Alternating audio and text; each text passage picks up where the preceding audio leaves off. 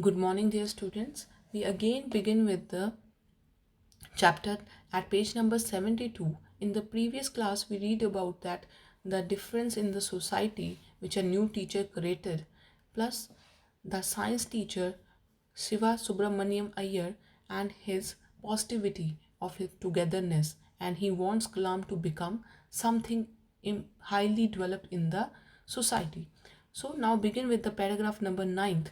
One day he invited me to his home for a meal. His wife was horrified at the idea of a Muslim boy being invited to dine in her ritually pure kitchen. तो वो क्या कहते हैं कि एक दिन की बात है कि मेरे जो साइंस टीचर हैं उन्होंने मुझे इनवाइट किया फॉर अ मील, खाने के लिए इनवाइट किया अपने घर से, मगर उनकी वाइफ जो है वो इस बात से ही डर गई कि एक मुस्लिम बॉय, एक मुस्लिम सोसाइटी का लड़का उनके किचन में डिनर पे आएगा, और भी प्योर किचन मतलब आउटसाइडर्स बिल्कुल भी अलग रिलीजन के जिस किचन में अलाउड नहीं थे. He refused to serve me in her kitchen. मगर उनकी वाइफ ने मुझे सीधा ही मना कर दिया कि मैं उसको खाना नहीं दूंगी अपनी किचन में. Subramaniam Iyer was not persecuted, nor did he get angry with his wife, but instead served me with. तो सुब्रमण्यम अय्यर जो थे उन्होंने कोई इंटरप्शन क्रिएट नहीं की, उन्होंने अपनी वाइफ को बिल्कुल भी कुछ नहीं कहा, ना ही उन पर गुस्सा हुए, बल्कि उन्होंने जो अब्दुल कलाम है उनको सर्व किया.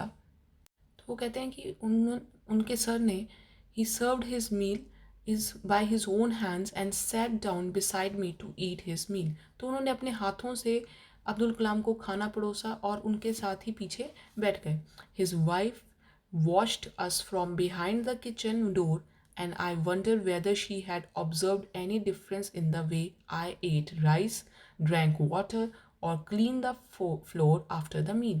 तो वो कहते हैं कि उनकी जो वाइफ थी, जो मेरे साइंस टीचर हैं, वो हमें क्या है पीछे किचन के डोर से देख रही थी, और मैं ऑब्ज़र्व कर रहा था कि क्या उन्होंने कोई ऐसा डिफरेंस क्रिएट किया कि मैं मुस्लिम हूँ तो मैं शायद चावल किसी और तरीके से खाता हूँगा, पानी किसी और तरीके से पीता हूँगा, या मैं खाना खाने के बाद अपना फ्लोर कुछ अलग तरीके से साफ़ करता हूँ.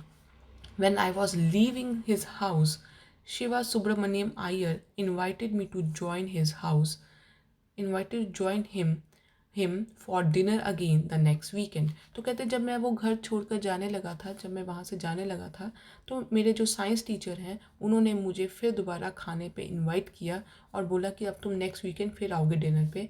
Observing my hesitation he told me not to get upset.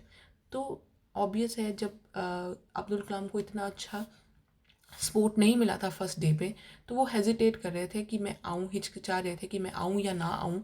मगर शिवा सुब्रमण्यम ने कहा कि इस चीज़ से तुम अपसेट मत हो, उदास मत हो. Once you decide to change the system such problems have to be confronted.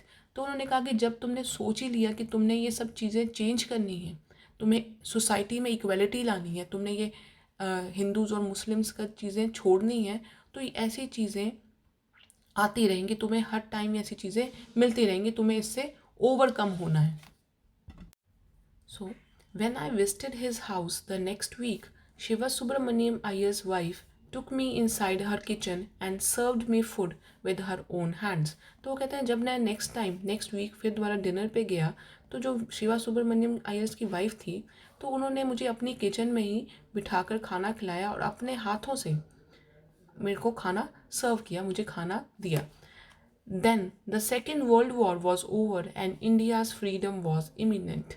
तो वो कहते हैं कि सेकेंड वर्ल्ड वॉर जो 1945 में ओवर हो गया था, ख़त्म हो गया था, और कहीं ना कहीं इंडिया की जो फ्रीडम थी वो भी क्या हो गई थी, पक्की हो गई थी कि अब इंडिया क्या है, आज़ादी मिलने वाली है. Indians were built their own India declared Gandhi ji.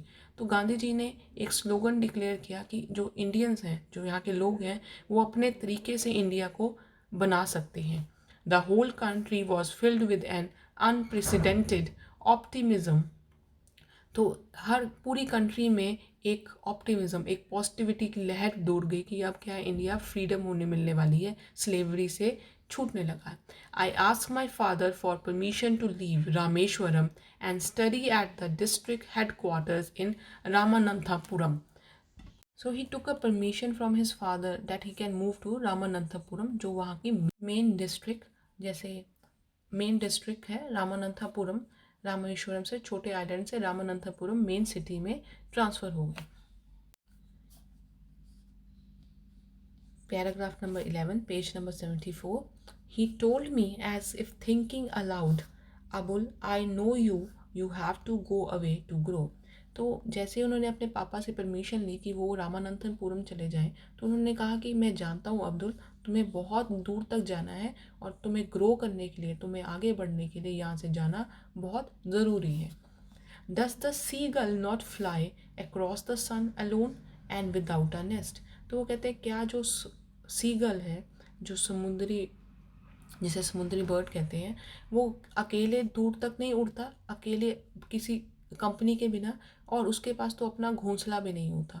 तो ये यहाँ पे अब्दुल कलाम के फादर क्या समझाने की कोशिश कर रहे हैं कि ऐसा ज़रूरी नहीं है कि अपनी फैमिली के साथ रहकर ही तुम ग्रो करो।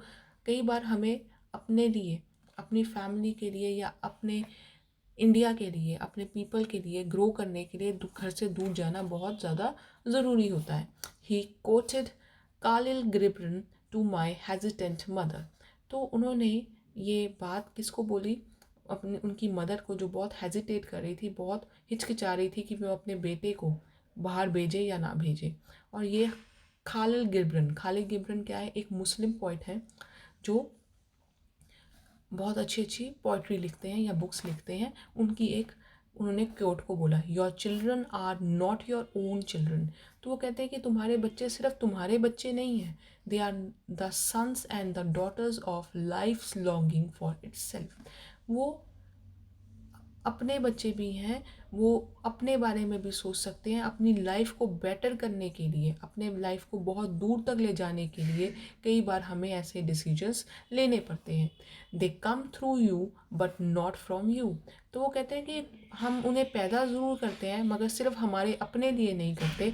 You may give them your love and but not your thoughts. तो वो कहते हैं हम उन्हें प्यार ज़रूर दे सकते हैं मगर अपनी अपनी जो थाट्स हैं, अपनी जो माइंड सेटिंग है कि ऐसा नहीं करना, ऐसा नहीं, ये हम अपने बच्चों को नहीं दे सकते। For they have their own thoughts. तो वो उनकी अपनी थॉट्स हैं, हम अपनी थॉट्स को उनको नहीं दे सकते। सबकी अपनी अपनी माइंड सेटअप है, अपनी अपनी थॉट्स होती हैं। सो बच्चे, we come to the end of this chapter, this beautiful chapter. I hope you can easily understand this, and this is an extract. मैंने पहले भी बोला ये पार्ट कहाँ से लिया गया? अब्दुल कलाम की ऑटोबायोग्राफी जो उन्होंने खुद लिखी थी, wings of fire. Your homework is to read this chapter thoroughly. हर पैराग्राफ को अच्छे से अंडरस्टैंड करना है क्योंकि आपको पेपर में कहीं से भी एक्सट्रैक्ट आ सकता है जिसके बेसिस पे आपने क्वेश्चन अटेम्प्ट करने हैं। Plus you have to do this part 1 and part 2 question answer in your notebook. If you still have any doubts regarding this chapter, any word which you are not able to understand, kindly you can message or can call me anytime for the help. Till then, thank you so much and meet you in our next class. Take care.